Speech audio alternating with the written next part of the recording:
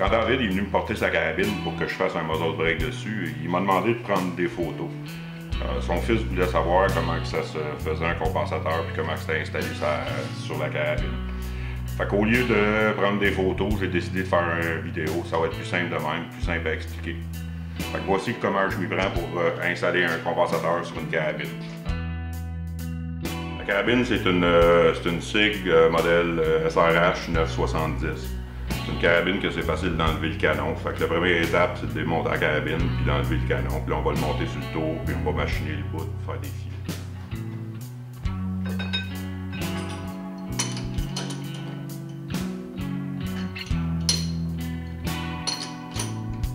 Bon, tu vois ici qu'il y a un petit protecteur en bronze pour protéger le devant du canon.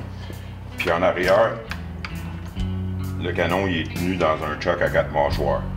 Puis ça va me permettre, en me servant du dial, de l'aligner pour qu'il rende parfaitement parallèle avec le tour.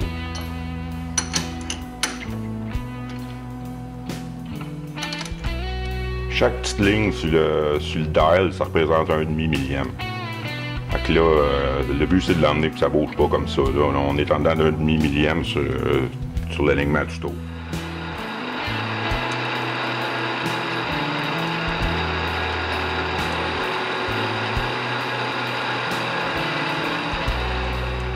Bon, là le bout du canon il a été réduit à 1,5 pouce, à 0.500. Puis on va faire des filets, 28 filets au pouce, qui est le pitch standard pour les muzzle brake de AR-15 et pas mal tous les petits calibres. Quand on a des canons au plus gros diamètre, on va se servir d'un diamètre de filet plus gros. Mais sur des canons sporters, c'est le meilleur filet à se servir.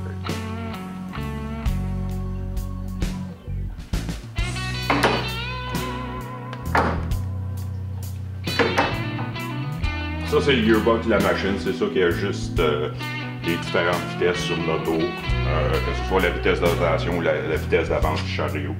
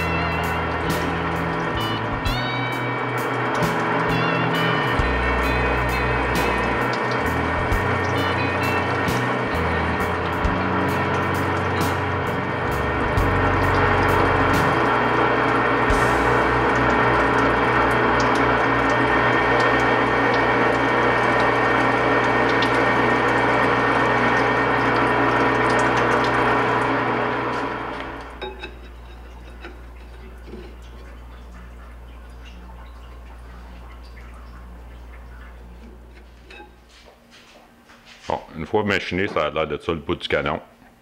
J'en ai profité pour faire le crowning parce qu'il était pas à mon goût. Là, on est prêt à remonter le canon sur la carabine, puis on va commencer à machiner le compensateur.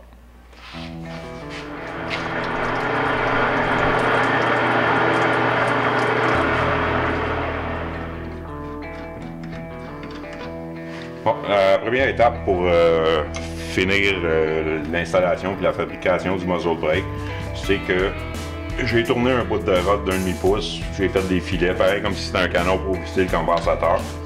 Puis là, ça me permet de visser le blank du compensateur, qui est juste un tube de métal qui a des filets à un bout, qui est percé bord en bord. Ça permet de visser ça en place.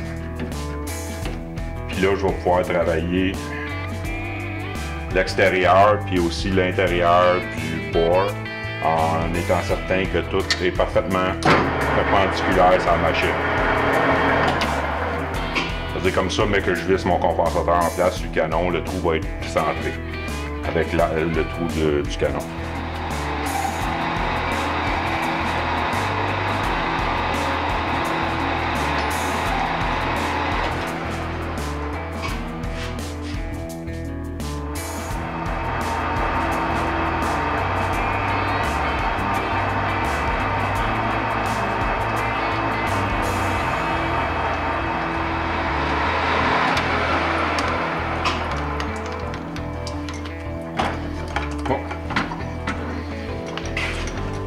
Fait que là, une fois machiné de même, on est certain que l'extérieur et l'intérieur du corps sont tous perpendiculaires puis tout est centré. Fait que là, on va pouvoir aller couper les portes dans le compensateur.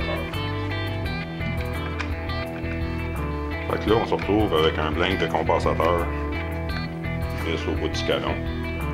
Puis on va prendre nos repères pour pouvoir l'indexer et machiner les portes.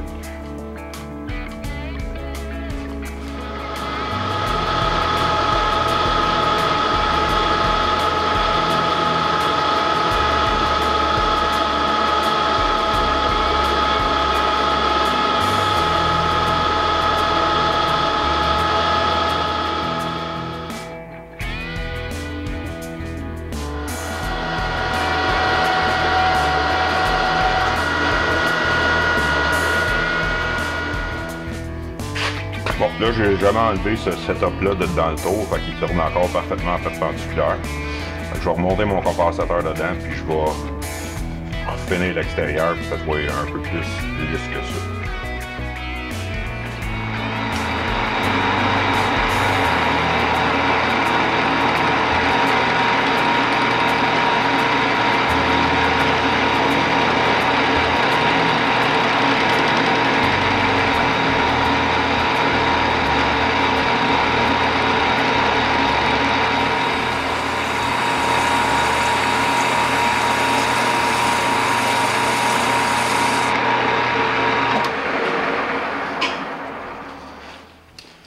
Je vais en enlever un peu sur la face parce qu'il était un peu trop long.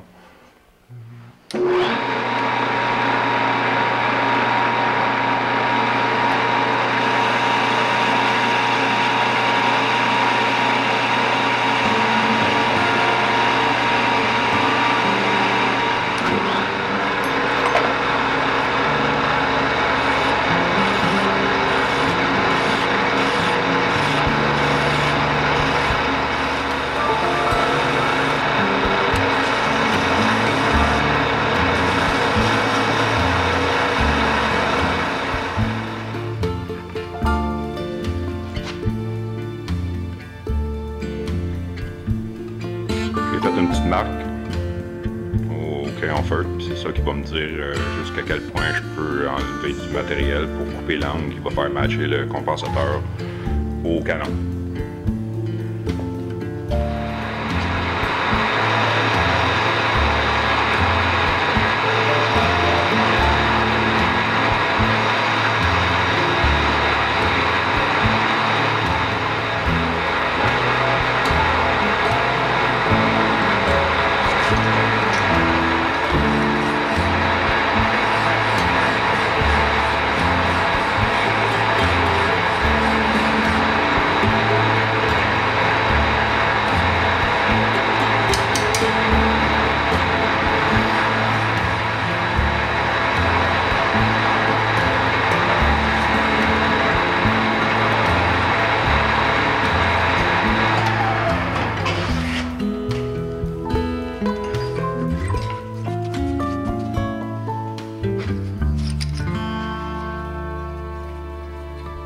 C'est le reamer que je me sers pour éclairer les 270. Un reamer qui mesure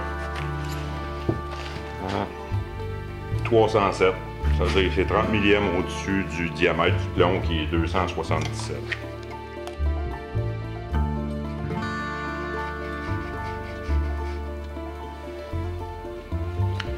Et voilà, le camp qui est fait, là, il va juste rester à le peinturer et à le shooter au Cerakote.